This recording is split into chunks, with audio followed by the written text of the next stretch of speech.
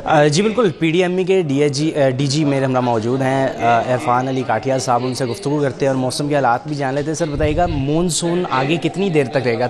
10वां spell आ गया है, लेकिन लोग देख रहे हैं कि ये लंबा हो गया है, कितनी देर तक रहेगा? और मुझे बताइएगा कि जो बारिशें हैं वो मज़ीद कितनी देखने को मिलेंगी, और लाहौर का मौसम कब मुकम्मल तौर पर बदलने जा रहा है? जी बिस्मिल्लाहिर्रहमानिर्रहीम। ये 10वां स्पेल बिल्कुल PDME पंजाब ने कहा, और ये 9 सितंबर तक इसमें बारिशें हैं। आज भी पिछले 24 घंटे में मंगला में और जो जेहलम में उसमें बड़ी बारिशें हुई, तकरीबन 70 मिलीमीटर से बारिश ज़्यादा हुई।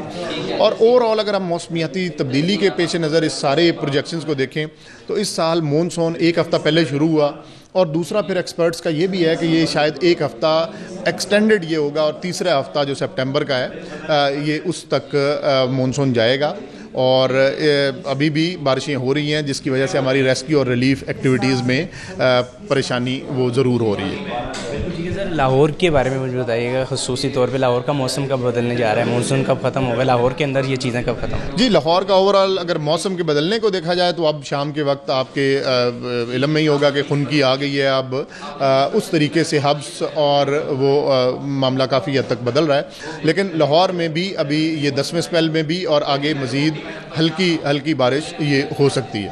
ठीक है सर, इस साल के रिकॉर्ड के मुताबिक मुझे बताइएगा, क्या इस साल बारिशें ज़्यादा हुई हैं पिछले सालों की निस्बत, या कम हुई हैं? सिर्फ जुलाई के महीने को अगर 2024 के साथ कंपेयर किया जाए तो 62% ज़्यादा बारिश हुई, और अगर अगस्त को कंपेयर किया जाए तो 70% बारिश पिछले साल से ज़्यादा हुई, जो कि एक फिनोमिनल नंबर है। और यही वजह है कि हमें अपनी तारीख़ का सबसे बड़ा सैलाब ये हमें दरपेश रहा।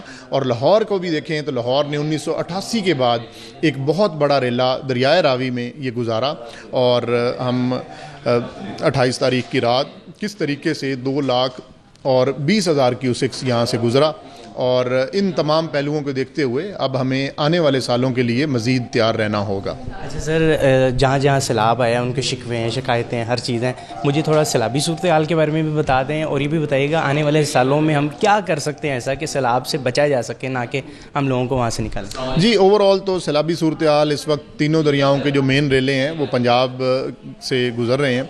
चनाब दरिया का जो पहला रेला है वो मुल्तान में दाखिल हो चुका है और पंजनद की तरफ बढ़ रहा है। दूसरा रेला इस वक्त हेड त्रिमू के मुकाम पर 5.5 लाख को अटेन कर चुका हुआ है। इसी तरह रावी का जो पानी है ये भी इस वक्त हेड सदनाई से मुल्तान की तरफ दाखिल हो चुका हुआ है, और पंजनद के मुकाम पर अब तेज़ी से पानी बढ़ रहा है। जहाँ पे सतलुज का पानी भी आके इनको मिला है, तो ये अब अगले 3 दिन के अंदर कोट मिठन से होता हुआ बिलाखिर सिंध में दाखिल हो जाएगा। सर सवाल मेरा ये भी था कि अब आने वाले सालों में हम ऐसा क्या करेंगे, क्या प्लान करेंगे कि जिससे सैलाब से पहले ही बचा जा सकेगा, ना कि लोगों को वहाँ से? जी, सबसे पहले तो इसमें फ्लड प्लेन जितना भी है दरिया की और ओवरऑल नालों की पानी की गुजरगाहें, उस पे बड़ी स्ट्रिंजेंट मेजर्स ये चीफ मिनिस्टर पंजाब ने उसकी डायरेक्शन दे दी है।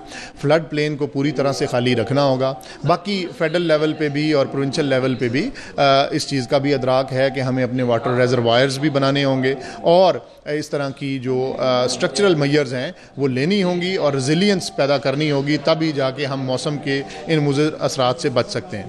Thank you sir. बिल्कुल आपने सुना है कि DG साहब ने भी बताया कि किस तरह से ये मौसम का जो स्पेल है वो ख़त्म होंगे और लाहौर का मौसम भी तब्दील होगा। इसी तरह जो सैलाबी सूरत हाल है उसके बारे में बताया गया, और जो अवेयरनेस है वो क्रिएट की जा रही है। जी।